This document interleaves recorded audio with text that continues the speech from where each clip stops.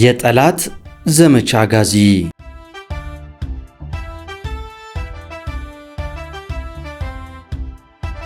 ጄኔራል ኃይሎም አርአያ ይባላል። በህወሓት የትጥቅ ትግል ጊዜ የተለያዩ ዘመቻዎችን በማድረግ ይታወቃል። አብረውት የተዋጉት ሲገልጹት ጀግና ነው፣ ቆራጥ ነው፣ የኦፕሬሽን ሰው ነው እያሉ ያሞካሹታል። ጄኔራል ኃይሎም አርአያ ከሚታወቅባቸው ዘመቻዎች ውስጥ ዘመቻ ጋዚ አንደኛው ነው። በዘመቻ ጋዚ ከ1300 በላይ እስረኞችን ማስለቀቅ ችሏል። ስለ ዘመቻ ጋዚ በርካታ ጽሑፎች ተጽፈው ለማንበብ ችለናል። ለመሆኑ በወቅቱ የደርግ የኢትዮጵያ ወታደር የነበሩት ስለ ዘመቻ ጋዚ ምን ይላሉ? ያኔ በሻለቃነት ማዕረግ የኢትዮጵያ ወታደር የነበሩት ሻለቃ ንጋቱ ቦጋለ ስለ ዘመቻ ጋዚ ትውልድ ያናወጠ ጦርነት በሚለው መጽሐፋቸው ላይ አስፍረዋል። እኛም ለታሪክ ማስታወሻነት ይረዳን ዘንድ ለዛሬ ይዘንላችሁ ቀረብን። ውድ የኢትዮ ትዝታ ቤተሰቦች፣ በቅድሚያ ግን ለቻናላችን እድገት ሲባል ቻናላችንን ላይክ፣ ሼር፣ ሰብስክራይብ በማድረግ እገዛ አድርጉልን። እንዲሁም ከሀገር ውስጥም ከውጭም ያላችሁ በሐሳብ መስጫው ላይ የት ሀገር ሆናችሁ እያዳመጣችሁ ነው እንደሆነ ብትነግሩን ደስ ይለናል። ስለ ዘመቻ ጋዚ እነሆ።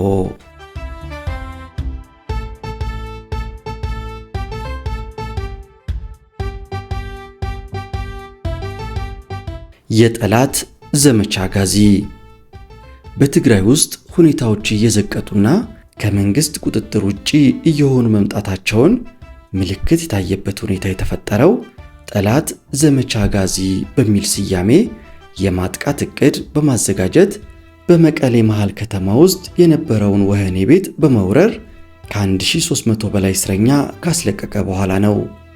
እርምጃው በማዕከላዊ መንግስት የትም አይደርስም ተብሎ የተናቀው ጠላት ወሳኝ ምዕራፍ ላይ መድረሱን ያሳየበት አጋጣሚ ሆነ።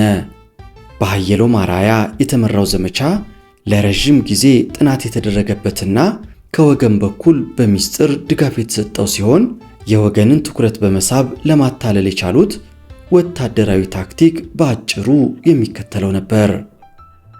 ጥር 29 ቀን 1978 ዓ.ም በወታደራዊ ሰዓት አቆጣጠር በ03 ሰዓት ላይ ዋጅራት ተብሎ በሚታወቀው ስፍራ ላይ በነበረው የወገን ጦር ላይ ጠላት ውጊያ ከፈተ።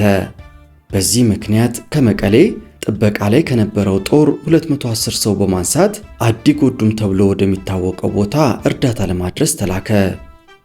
በተጨማሪ ከ119ኛ ብርጌድ አንድ ሻለቃ ጦር ወደ ዋጅራት እንዲነቃነቅ ሲላክ ቀይ ግሳድ በሚባል ቦታ ላይ ለእርዳታ በሄደው ጦር ላይ ጠላት ውጊያ በመክፈት መንገዱን ዘጋበት።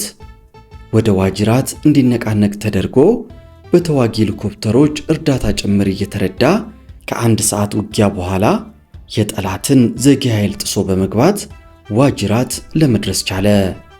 በእነዚህ ከመቀሌ ከተማ ከ40 እስከ 50 ኪሎ ሜትር ርቀት ላይ በነበሩት ቦታዎች ጠላት ውጊያ ሲከፍት የወገንን ትኩረት ለመሳብ እንጂ ግቡ አልነበረም።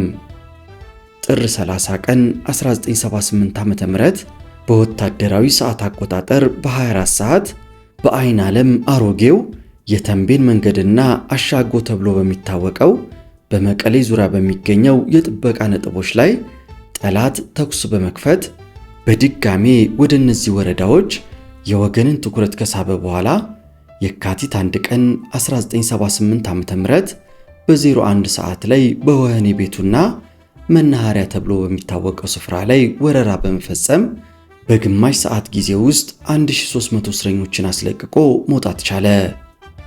ከመቀሌ ከተማ ደቡብ ምስራቅ አቅጣጫ ቢያንስ 45 ኪሎ ሜትር ርቀት ላይ በምትገኘው ወረዳ ላይና በኋላም በመቀሌ አካባቢ በነበሩ ጥበቃዎች ላይ የማስመሰል ውጊያ በመክፈት የጦሩን ትኩረት ወደዚያው በመሳብ በህዝባዊ ሰራዊት የሚጠበቀውን ምሽግ ያለ ውጊያ አለፈ። በመጨረሻ በወህኒ ቤቱ ጥበቃ ላይ የነበሩትን ፖሊሶች በመግደል በማቁሰል እስር ቤቱን ከወረረ በኋላ እስረኛውን በቀላሉ በማስለቀቅ ይዞ መሄድ ችሏል። ድርጊቱ ሰራዊቱን ይመሩ ለነበሩት ጄኔራል ታሪኩና ሌሎች ከፍተኛ መኮንኖች እጅግ አሳፋሪ ነበር። ከመጀመሪያው በጠላት ታክቲክ መታለላችን ብቻ ሳይሆን ከድርጊቱ በኋላ የተወሰደ እርምጃ አልነበረም። ወረራው የጠላትን ሰራዊት የውጊያ ሞራል ይበልጥ ያነሳሳ፣ የወገንን ሞራል ያኮሰሰ ነበር። ከሁሉም በላይ ጠላት በወታደራዊ ስልት የተሻለ ደረጃ ላይ መድረሱንና ዘመቻውን የመራው ሀየሎም አርአያም ችሎታውን ያሳየበት ወቅት ነበር ማለት ይቻላል። ሀየሎም አርአያ በኋላ በሜጀር ጄኔራልነት ማዕረግ የመከላከያ ዘመቻ መምሪያ ኃላፊ፣ በትግሉ ወቅት ከወገን ጋር የተደረጉትን ወሳኝ የነበሩ ውጊያዎች የመራና በጠላት ብቻ ሳይሆን በወገን ጭምር ከወታደራዊ ሙያ አኳያ አድናቆት ያተረፈ መሪ ነበር። ጄኔራል ሀየሎም ኢህአዴግ ስልጣን ከተረከበ በኋላም ቢሆን ሐዋሳ ላይ የደቡብ ዕዝ አዛዥ በነበረበት ወቅት የፈረሰው የኢትዮጵያ ሰራዊት አባላት ከታሰሩበት ተፈተው ተገቢው እርዳታ እንዲደረግላቸው በማድረግ ብዙ የቀድሞ ሰራዊት አባላት መልካም ተግባሩን ያወድሱት ነበር። እስረኞችን ለማስለቀቅ ከተካሄደው ዘመቻ ጋዚ በኋላ ጠላት ይበልጥ በመደፋፈር ተከታታይ ማጥቃት በሰራዊቱ ላይ ከፈተ። ከ1978 እስከ 1979 ዓ.ም በነበረው ጊዜ ውስጥ በወረዳዎችና በአውራጃዎች ተበታትኖ ጥበቃ ላይ በነበረው ሰራዊት ላይ የተናጠል ማጥቃት በመሰንዘር ከተሞቹን ተቆጣጠረ። ዋና መምሪያውን ሽሬ እንዳስላሴ ያደረገውና በኮሎኔል በኋላ ጄኔራል አርአያ የሚመራው ጦር ተከታዩ ኢላማ ሆነ። አድዋ፣ አክሱምና ሽሬ ላይ ከተሞቹን በመጠበቅ የተሰማራው 17ኛ ክፍለ ጦር አጋዥ ጦር ሊያገኝ የሚችልበት ስንቅና ትጥቅ የሚቀርብለት መንገድ ተዘጋ። ቀድሞ ባገኘው ድል የተገፋፋው የጠላት ኃይል የጄኔራል አርአያን ጦር እንዳይረዳ አድርጎ ሙሉ ኃይሉን አሰልፎ ውጊያ ገጠመ። ወጥሮ ከመዋጋት ውጪ ምርጫ ያልነበረው ጦር ለ3 ቀናት በጀግንነት ተዋጋ። በመጨረሻ ምንም እርዳታ ከመንግስት ያላገኙት ጄኔራል አርአያ ቀሪውን ጦራቸውን ይዘው የጠላትን ከበባ በመጣስ ጎንደር ገቡ።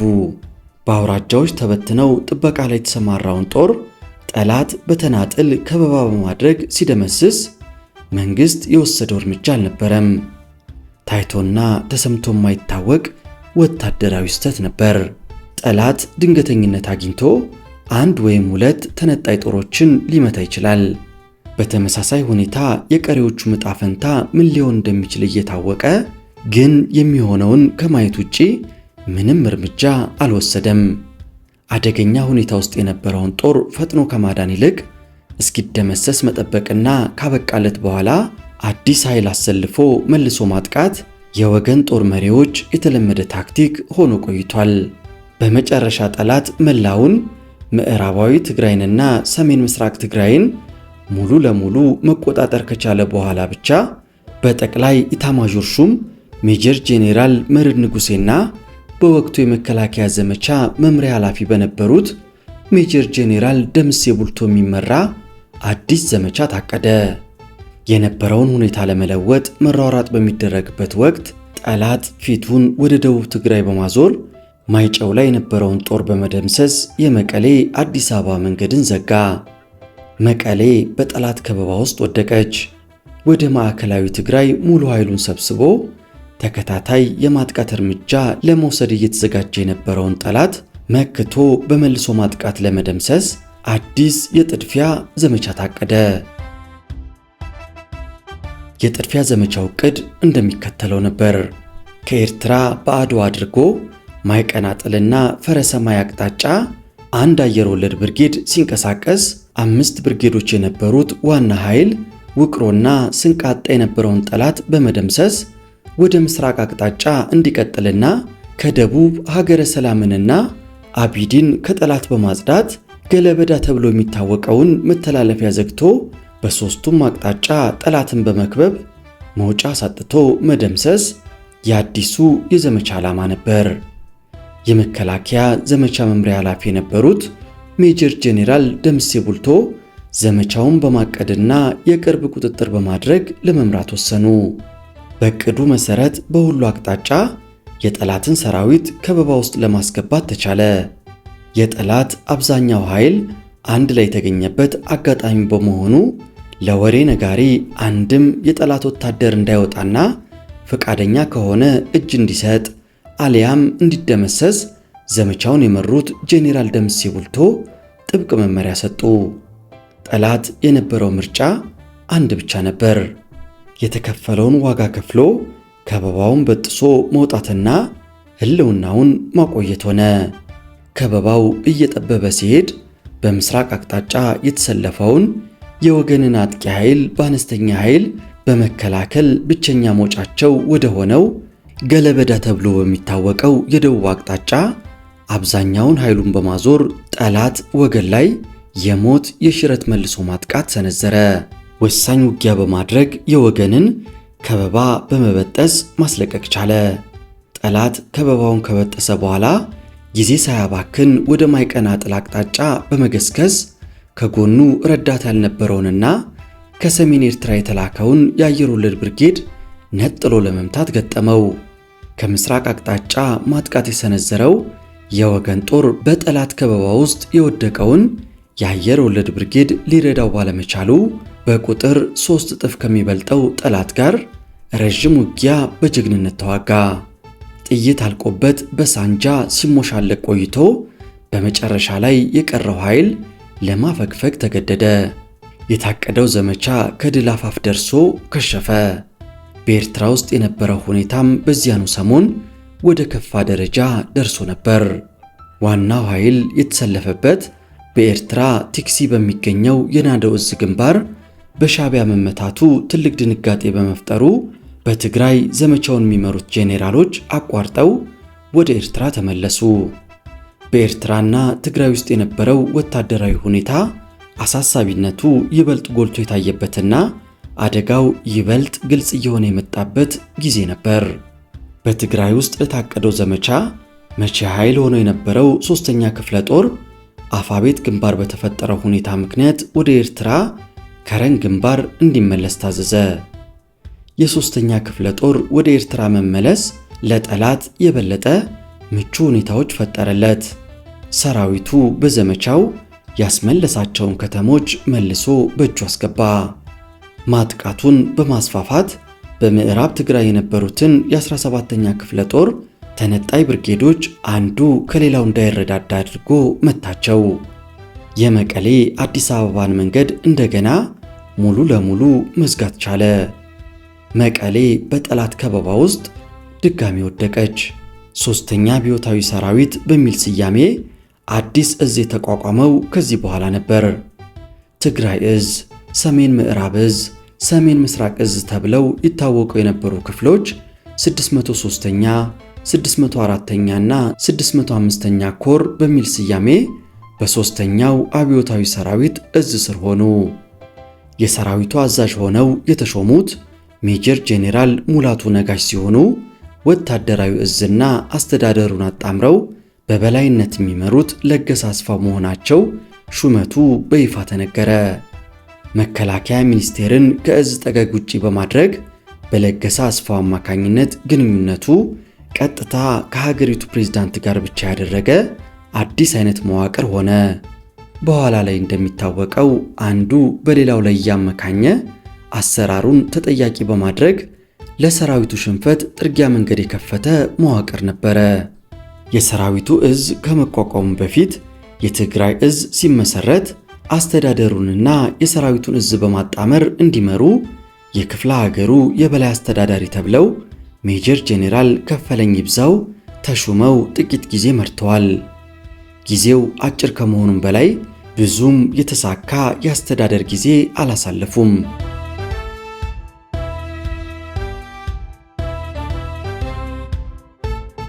ጠላት ለረጅም ዓመታት ሊረግጣቸው ያልቻለውን ከተሞች በመቆጣጠር ሕዝቡን በዓላማው ስር ለማደራጀት ሰፊ ዕድል አገኘ። ለውጊያ የሚሆን ስንቅና ትጥቅም በተሻለ ሁኔታ ማደራጀት የሚችልበት አጋጣሚ ተፈጠረለት።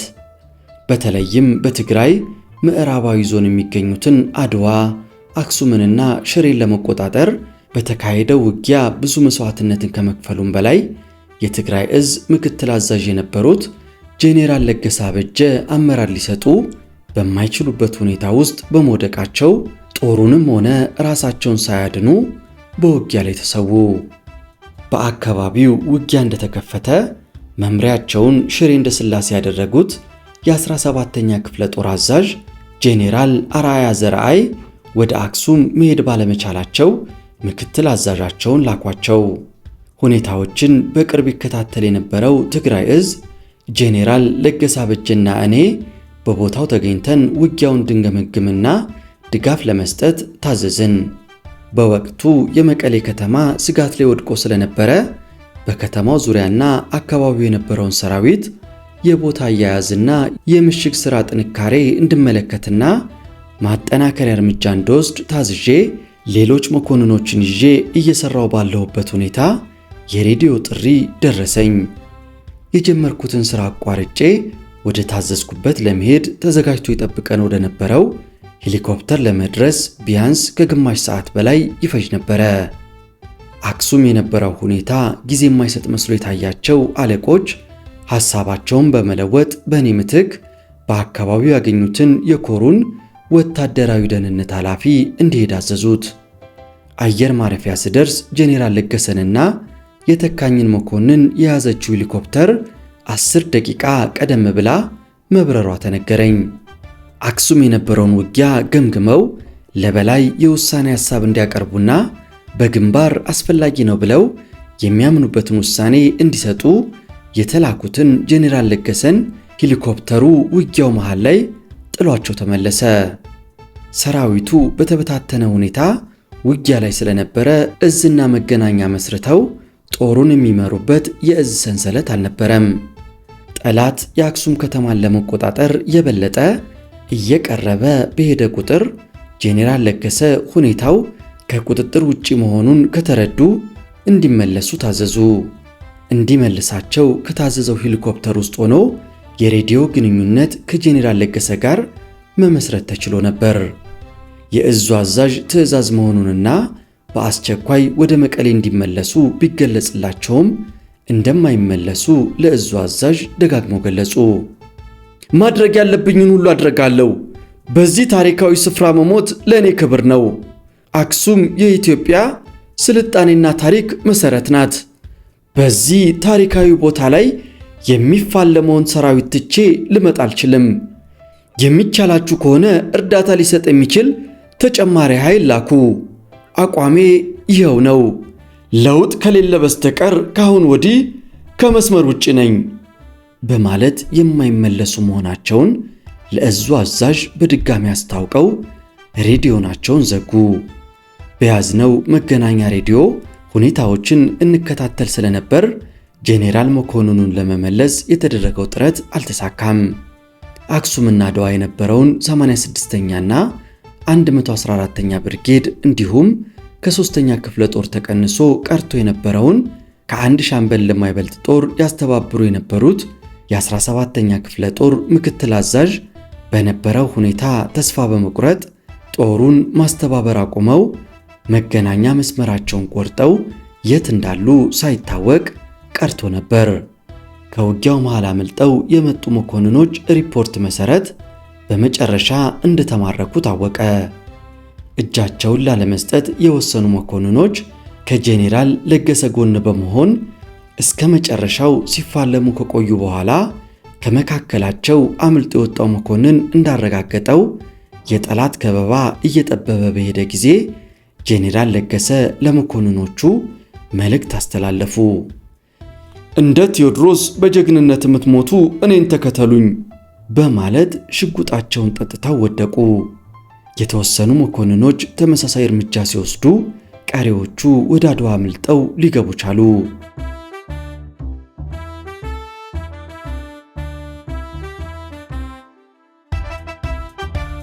በትግራይ ውስጥ ጸጥታ በማስከበር ለዓመታት የቆየውን የ16ኛ ክፍለ ጦርን የመሩት ጄኔራል ለገሰ የመጨረሻቸውን ደቂቃ እንኳን ረጅም ዓመታት ካዘዙት ጦራቸው ጋር ቢሆን ኖሮ የተሻለ ሥራ በሰሩ ነበር በማለት የሚያውቋቸው ሁሉ በጸጸት አስበዋቸዋል። በትግራይ በአጭር ጊዜ ውስጥ እየከፋ ሄዶ የነበረውን ወታደራዊ ሁኔታ እጅግ አሳንሰው ይመለከቱ የነበሩት የሀገሪቱ ባለስልጣኖች በመጨረሻው ሰዓት ሁኔታውን ለመለወጥ ብዙ ሲቸገሩ ተስተውሏል። በክፍለ ሀገር የተፈጠረው ሁኔታ አደገኛነት ሪፖርት በተደረገላቸው ቁጥር ሰራዊት እንደሌላቸውና በነበረው ኃይል ብቻ መወጣት እንዳለብን ይነግሩን ነበረ። መቀሌ በጠላት ከበባ ውስጥ ከገባ በኋላ ግን በአጭር ጊዜ 4 ክፍለ ጦር ለማሰባሰብና አዲስ ግንባር ለመክፈት ቻሉ። በሰሜን ኢትዮጵያ በተካሄዱት ጦርነቶች ሁሉ ዋናው ችግር እዚህ ላይ ነበረ። ጠላት ሳይጠነክርና መሬት ሳይዝ በመምታትና ሁኔታዎች ከአንዱ ወይም ከሌላው ጦር ቁጥጥር ውጭ ሆነው የሰውና የንብረት ኪሳራ ከመድረሱ በፊት እርምጃ መውሰድና ችግሩ ከደረሰ በኋላ ከመላው ሀገሪቱ ውስጥ ጦር አሰባስቦ ውጊያ በመክፈት መሃል የነበረውን ልዩነት የማረም ችግር ተስተውሏል። ትግራይ ውስጥ የተፈጠረው ወታደራዊ ሁኔታ የመጠንም ሆነ የአይነት ለውጥ ያሳየበት ወቅት ላይ ከመድረሱም በላይ ጠላት በነደፈው ወታደራዊ ስትራቴጂው ቅደም ተከተል መሰረት ከመጨረሻውና ከፍተኛው ደረጃ ላይ የደረሰበት ወቅት ነበር።